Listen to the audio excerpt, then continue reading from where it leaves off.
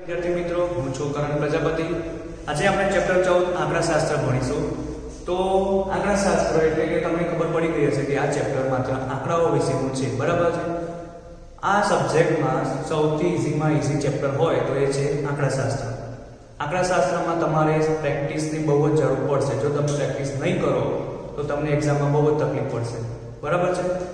તો આંકડાશાસ્ત્ર એટલે આપણને પહેલા ક્વેશ્ચન થાય કે આંકડાશાસ્ત્ર એટલે શું? તો આંકડાશાસ્ત્ર એટલે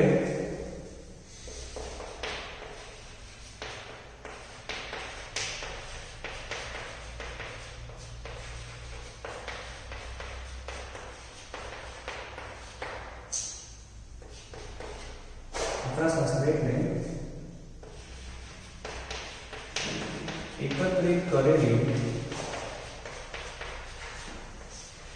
માહિતીના અભ્યાસને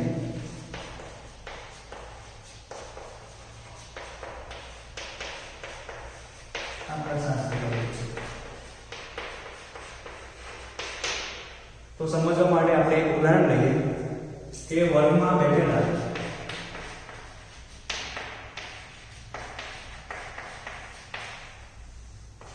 5 વિદ્યાર્થીઓનું વજન. ધારો કે 5 વિદ્યાર્થીઓ, એક તો છે યશ, બીજો છે કરણ, ત્રીજો છે મયુર, મિહિર અને સંદીપ. હવે મેં યશને પૂછ્યું કે તારું વજન કેટલું છે? તેણે મને કીધું કે સર મારું વજન 42 કિલોગ્રામ છે. તેવી જ રીતે કરણનું 35, મયુરનું 40, મિહિરનું 45, સંદીપનું 30 કિલોગ્રામ, બરાબર. તો આ જે લખ્યું આપણે એને શું કહેવાય છે? માહિતી. આપણે એક પ્રકારની માહિતી એકત્રિત કરી, બરાબર છે. તો આ માહિતીનો આપણે અભ્યાસ કરવાનો છે. અભ્યાસ એટલે કે અર્થઘટન કરવાનું છે, બરાબર છે. અભ્યાસ એટલે કે અર્થઘટન. એટલે કે આના પર તમે નક્કી કરી શકો છો કે કોનું વજન વધારે છે અને કોનું વજન ઓછું છે. તો અહીંયા વજન કોનું વધારે છે? તમે જોઈ શકો છો કે અહીંયા વજન વધારે મિહિરનું છે, બરાબર છે. તો સૌથી વધારે વજન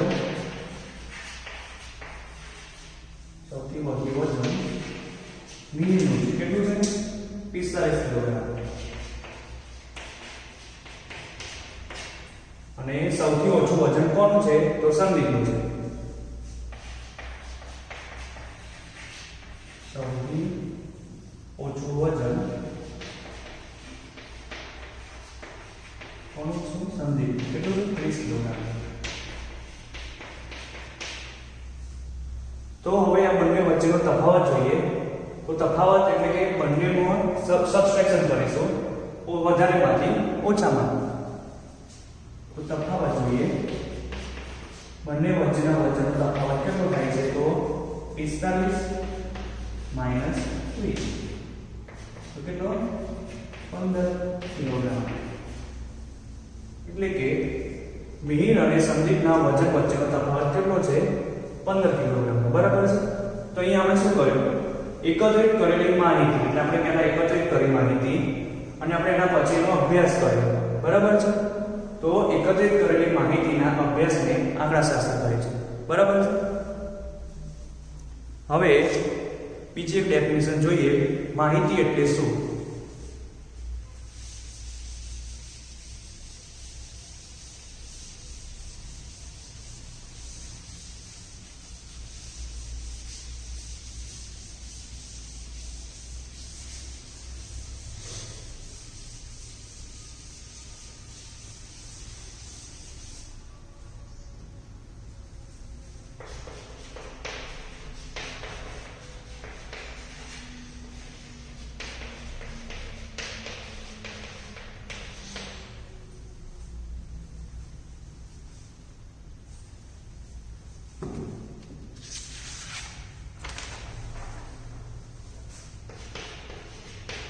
જે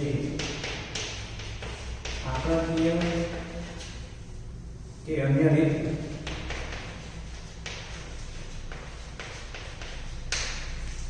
ચોક્કસ હેતુસર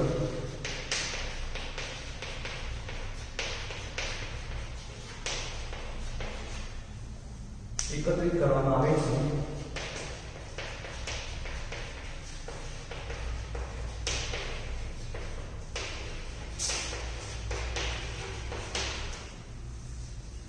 તે હકીકતો અથવા આંકડાઓને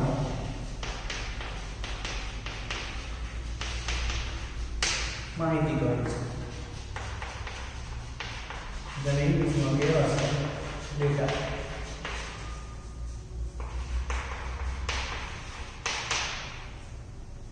તો સૌપ્રથમ ડેફિનેશન સમજી લઈએ કે જે આંકડાકીય કે અન્ય રીતે, આંકડાકીય એટલે કે તમને ઉદાહરણ આપું કે આપણા વર્ગખંડમાં બેઠેલા વિદ્યાર્થીઓની સંખ્યા જે આપણે જાતે ગણી શકીએ છીએ, બરાબર છે, બરાબર. તો અને અન્ય રીતે એટલે કે કોઈ માધ્યમ દ્વારા આપણે આંકડાઓની માહિતી મેળવી શકતા હોય, બરાબર છે. તો ચોક્કસ હેતુસર એકત્રિત કરવામાં આવે છે તે હકીકતો અથવા આંકડાઓની માહિતી કરે છે. માહિતીના બે પ્રકાર છે, એક છે પ્રાથમિક માહિતી અને બીજી છે ગૌણ માહિતી.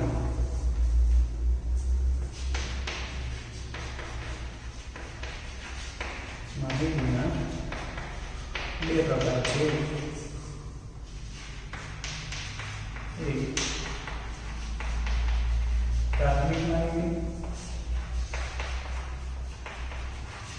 અને બીજી છે ગૌણ માહિતી.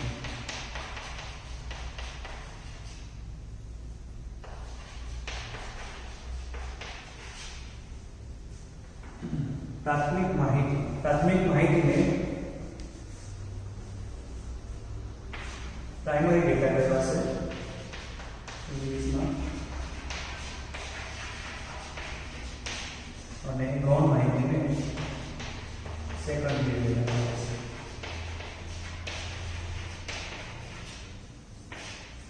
તો સૌપ્રથમ આપણે પહેલા પ્રાથમિક માહિતી વિશે ભણીશું. તો પ્રાથમિક માહિતીની ડેફિનેશન જોઈએ.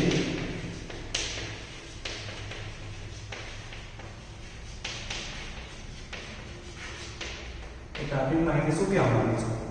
તો જે માહિતી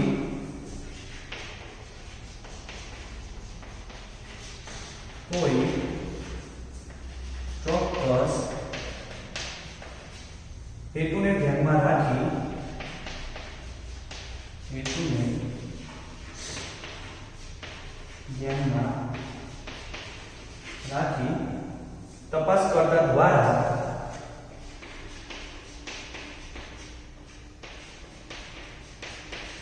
તપાસકર્તા દ્વારા જાતે મેળવી હોય તેવી માહિતીને પ્રાથમિક માહિતી કહે છે.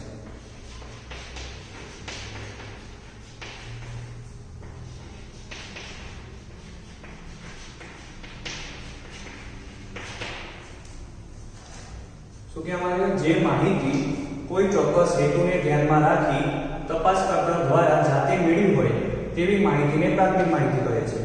એટલે કે અહીંયા શું છે, તપાસકર્તા ધારો કે હું છું, બરાબર છે. તો અહીંયા મારે જાતે માહિતી મેળવવાની છે. જાતે માહિતી એટલે કઈ માહિતીઓ? તો વર્ગખંડમાં બેઠેલા વિદ્યાર્થીઓ એને હું ગણી શકું છું, બરાબર છે, મારી જાતે. તેવી જ રીતે વર્ગખંડમાં પંખા, ટ્યુબલાઇટ, પછી શાળાના કેમ્પસના વૃક્ષોની સંખ્યા, જે હું બધી માહિતી હું મારી જાતે મેળવી શકું છું, બરાબર છે, જેને શું કહેવાશે? પ્રાથમિક માહિતી. હવે તેવી જ રીતે ગૌણ માહિતી એટલે શું?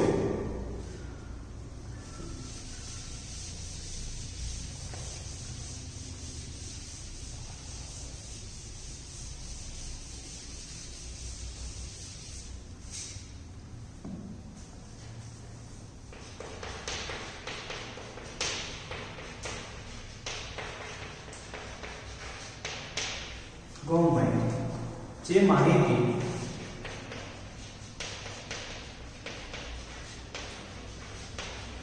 બીજા માધ્યમ દ્વારા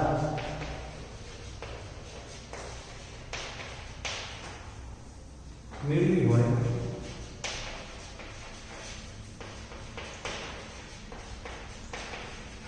એવી માહિતીને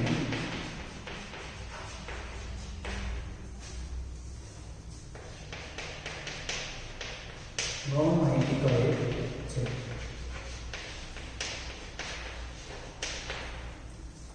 એટલે કે બીજા માધ્યમ દ્વારા, એટલે કે સ્ત્રોત દ્વારા, એટલે કે ટેલિવિઝન છે, મોબાઈલ છે, ન્યૂઝપેપર છે, જેના દ્વારા તમે માહિતી મેળવી હોય, બરાબર છે, તો એને શું કહેવાશે? ગૌણ માહિતી. એટલે કે ઉદાહરણ તરીકે તમારે કોઈ શહેરનું તાપમાન જાણવું છે, બરાબર છે, તો તમે કોઈ ટેલિવિઝનનો ઉપયોગ કરશો કાં તો તમે ઇન્ટરનેટનો ઉપયોગ કરશો. એ શું થયું? માધ્યમ થયું, બરાબર છે. બીજું કોઈ ઉદાહરણ લઈએ તો ચૂંટણીનું પરિણામ, બરાબર છે. ચૂંટણીનું પરિણામ પણ તમારે ટેલિવિઝન પર જોવું પડશે, બરાબર છે. પછી ધારો કે વરસાદ, બાયડ તાલુકાના વિવિધ ગામોમાં વરસાદ કેટલો પડ્યો, બરાબર છે, તો એ નક્કી કરવા માટે આપણે ટીવી કે કોઈ ઇન્ટરનેટનો ઉપયોગ કરશું, જે શું કહેવાશે? માધ્યમ, બરાબર છે. એટલે કે જે માહિતી બીજા માધ્યમ દ્વારા મેળવી હોય તેવી માહિતીને ગૌણ માહિતી કહે છે. ઇન શોર્ટ, પ્રાથમિક માહિતી એટલે કે આપણે જાતે માહિતી મેળવી હોય એને પ્રાથમિક માહિતી કહેવાશે, અને ગૌણ માહિતીમાં કોઈ બીજા માધ્યમ દ્વારા માહિતી મેળવી હોય, બરાબર છે, એને શું કહેશે? ગૌણ માહિતી. હવે એક ટોપિક આપણો રહી ગયો હતો, મને ડિસ્કસ કરી લો કે આંકડાશાસ્ત્ર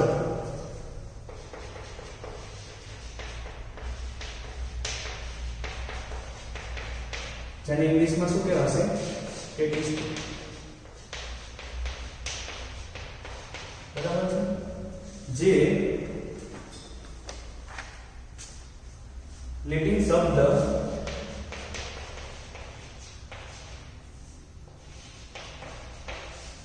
સ્ટેટસ પરથી મળી આવે છે.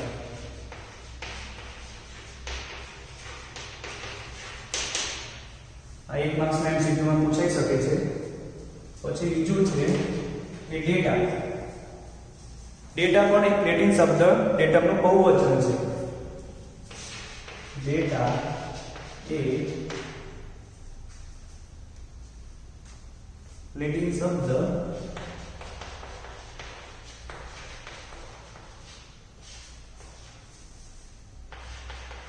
ડેટાનું બહુવચન છે.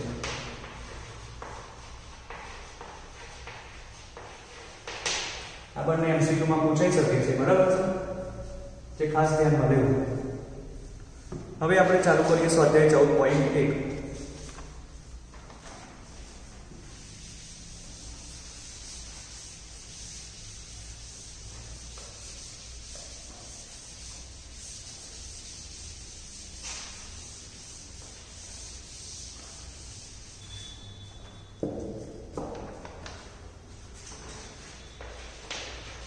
સ્વાધ્યાય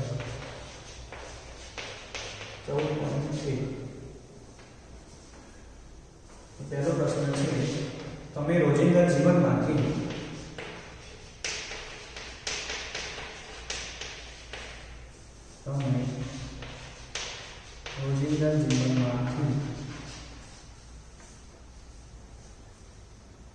એકત્ર કરી શકો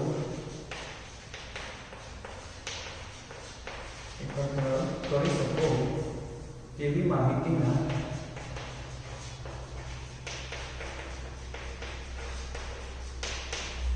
પાંચ ઉદાહરણ આપો.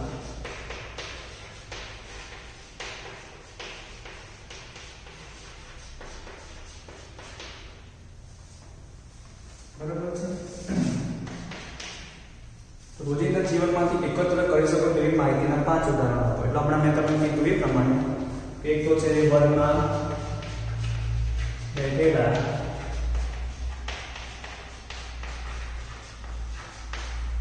વિદ્યાર્થીઓની સંખ્યા, બરાબર છે. બીજું છે કે શહેરનું તાપમાન.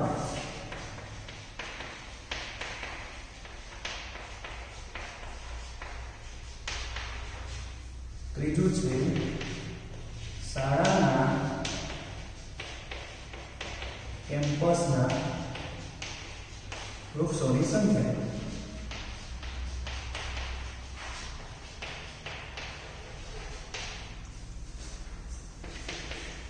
પછી વનમાં રહેલા પંખા અને ટ્યુબલાઇટની સંખ્યા. પછી છે ચૂંટણીનું પરિણામ.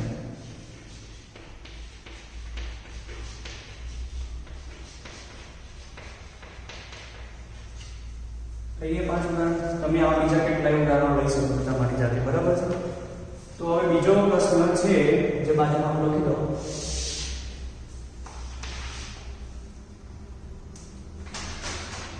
કે ઉપરના પ્રશ્નની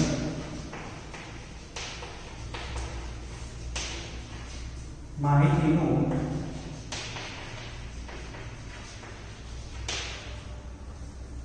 પ્રાથમિક માહિતી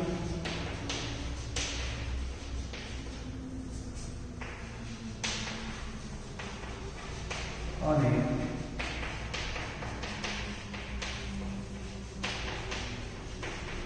માહિતીમાં વર્ગીકરણ કરો.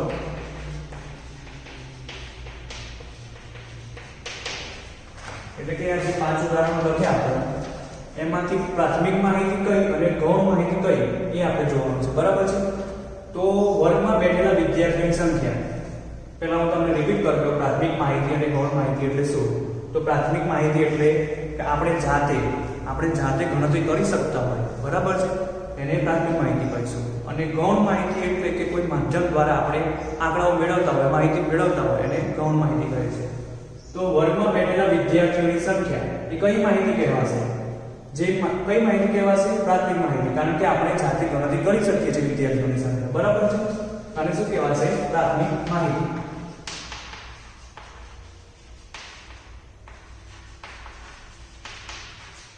બરાબર. હવે શહેરોનું તાપમાન. શહેરોનું તાપમાન આપણે જાતે ગણતરી નથી કરી શકતા, આપણે કોઈ માધ્યમની જરૂર પડે છે જાણવા માટે, બરાબર છે. તો એને કઈ માહિતી કહેવાશે? ગૌણ માહિતી.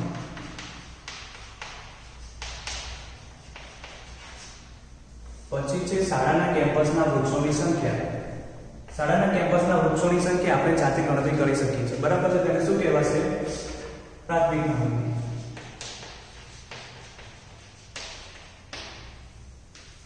પછી વર્ગમાં રહેલા પંખા અને ટ્યુબલાઇટની સંખ્યા એ પણ આપણે જાતે ગણતરી કરી શકીએ છીએ, એટલે શું કહેવાશે? પ્રાથમિક માહિતી.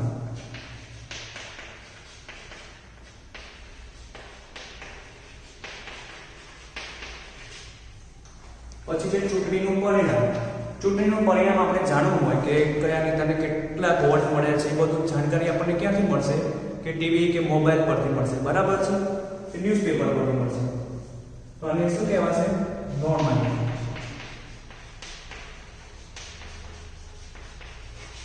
બરાબર છે. તો આપણે હોમવર્કમાં આવા બીજા 5 ઉદાહરણો લખવાના છે અને એમાં બતાવવાનું છે કે પ્રાથમિક માહિતી કઈ અને ગૌણ માહિતી કઈ, બરાબર છે.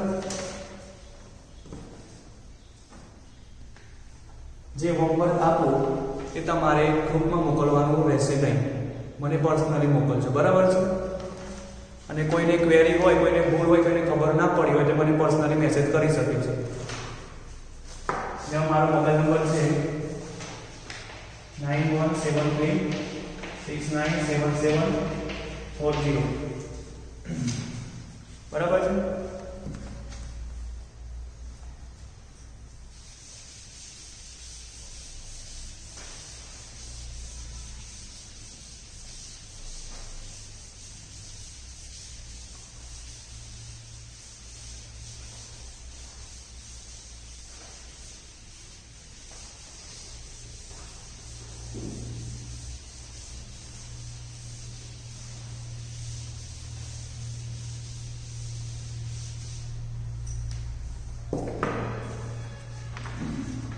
હવે જોઈએ ડેફિનેશન છે અવલોકન.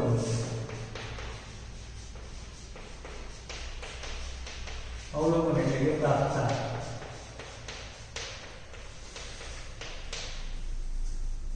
માહિતીમાં સમાવેશ થતી હકીકતને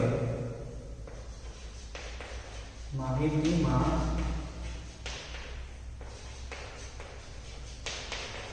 સમાવેશ થતી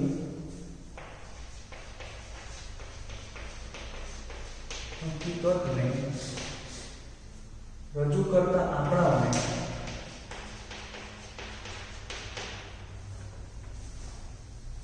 રજૂ કરતા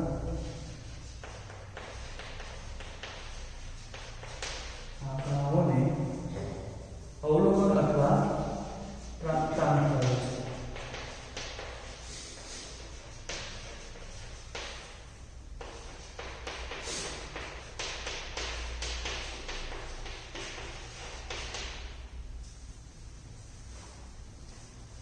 દાખલા તરીકે વર્ગમાં બેઠેલા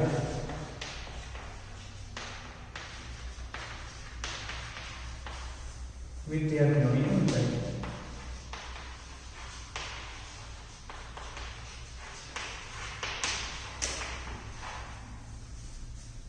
ધારો કે 130 સેન્ટીમીટર છે, 132, 133, 138, બરાબર છે. આ જે છે એ શું કહેવાશે? અવલોકન. બીજી ડેફિનેશન છે વિસ્તાર. વિસ્તારને શું કહેવાશે ઇંગ્લિશમાં? રેન્જ.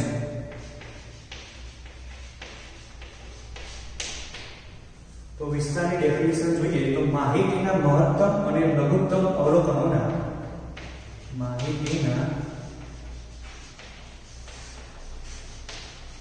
મહત્તમ અને લઘુત્તમ એટલે કે ન્યૂનતમ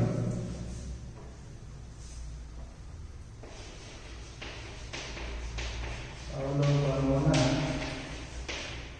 તફાવતને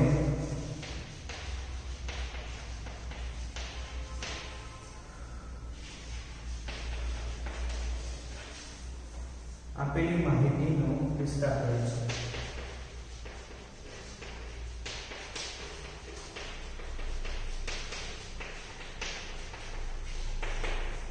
એટલે કે જે મોટું અવલોકન આપ્યું હોય એમાંથી નાના અવલોકનને બાદ કરવાનું, જેને શું કહેવાશે? માહિતીનો વિસ્તાર. એટલે કે ટૂંકમાં વિસ્તાર બરાબર મહત્તમ અવલોકન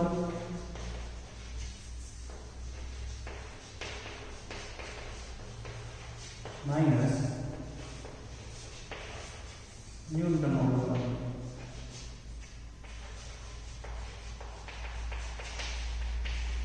બરાબર છે.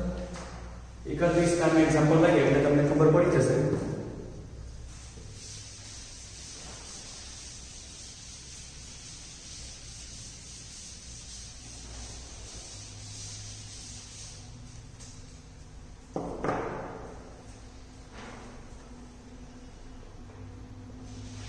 ઉદાહરણ 1.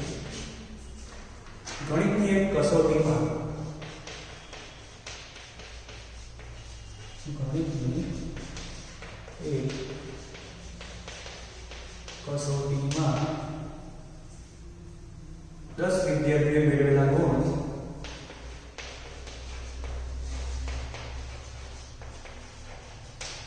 10 વિદ્યાર્થીઓએ મેળવેલા ગુણ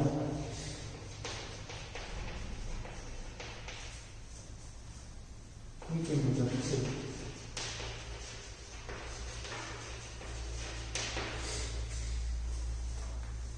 તો 10 વિદ્યાર્થીઓના ગુણ તો એકના છે 55, પછી છે 36, 95,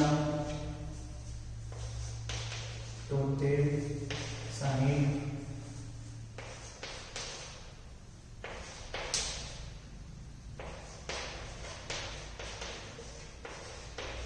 બરાબર છે.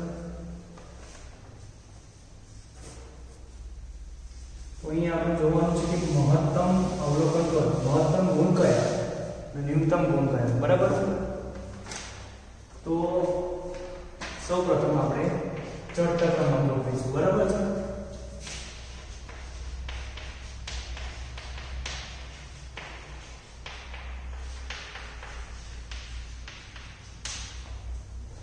જો તમને સરળતાથી ખબર પડી જતી હોય કે આમાંથી મહત્તમ કયા અને ન્યૂનતમ કયા, તો તમારે ચડતા ક્રમમાં ગોઠવવાની જરૂર નથી. બરાબર છે? તમે ડાયરેક્ટલી તમે અહીં મેળવી શકો છો ચડતો ક્રમ, એટલે કે અહીંયાથી પહેલા જે સૌથી નાની સંખ્યા હોય લઈશું 25, પછી જે કઈ છે 36, 36 પછી છે 42,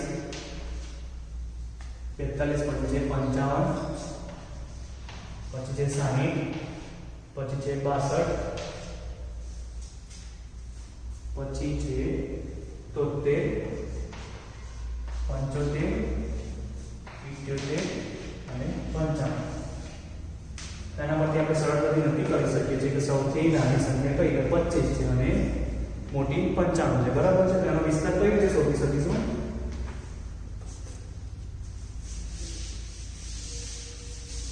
મહત્તમમાંથી ન્યૂનતમ બાદ કરીશું. એટલે અહીંયા લખ્યું છે ને વિસ્તાર બરાબર મહત્તમ અવલોકન માઈનસ ન્યૂનતમ અવલોકન, એટલે કે વિસ્તાર બરાબર શું થશે? મહત્તમ અવલોકન એટલે 95 માઈનસ ન્યૂનતમ એટલે કે 25. જેનો જવાબ આવશે 70. બરાબર છે? તો વિસ્તાર કેટલો થયો? 70. આ જે માહિતી આપી એને કાચી માહિતી કહેવાશે, કેમ કે આપણને કઈ ઉલ્લેખ નથી કર્યો કે શું કરવાનું છે શું નહીં. બરાબર છે? અહીંયા માત્ર ખાલી એક્ઝામ્પલ આપ્યું સમજવા માટે. હવે તમારે હોમવર્કમાં એક આવો જ એક્ઝામ્પલ તમારે ભણવાનું રહેશે, જેની રકમ છે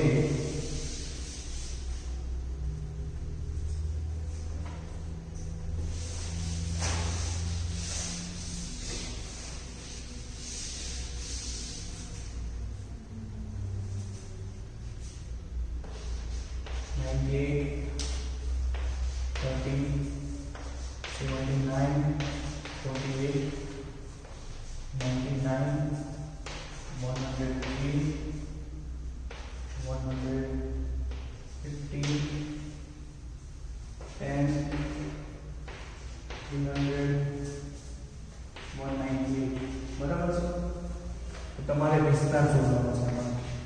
તો વિસ્તાર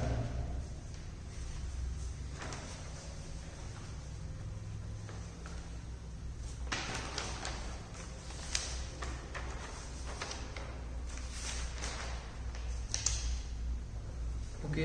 તો હવે આપણે આટલું રાખીએ. તો મેં પહેલા હોમવર્કમાં આપ્યું હતું કે રોજિંદા જીવનમાં એકત્રિત કરેલી માહિતી તમારે 5 ઉદાહરણ આપવાના છે. બરાબર છે? એક એ હોમવર્ક અને બીજું છે કે આ એક્ઝામ